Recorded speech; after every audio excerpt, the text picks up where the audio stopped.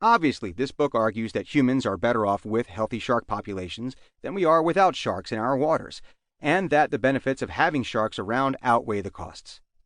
But implicit in this argument is that there are costs in the form of human injuries or deaths caused by sharks.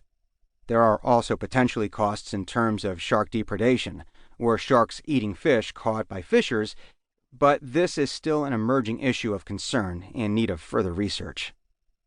Any such injury or death is a tragedy, and I don't want to minimize the suffering endured by shark bite victims or their families. However, it is important to keep in mind the relative risk of such a tragedy when considering policy solutions. As you'll see in this chapter, humans have an incredibly low risk of being bitten by a shark. Shark bites are one of the topics I get asked about the most during the question and answer session of my public talks.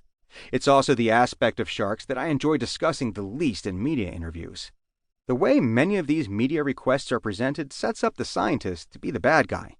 My first ever TV interview was on a Charleston, South Carolina news station after an adorable toddler was, very mildly, bitten by a shark.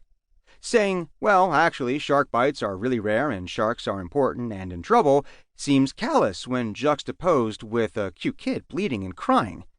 For the record, I suspect that the kid in question stepped on an oyster or something. I still don't see how a shark bite could have resulted in an injury just to the bottom of the child's foot, but I chose not to propose this in a 30-second spot when I had a clear script to follow.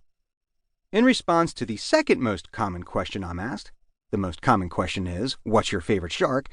No, I've never been bitten by a shark.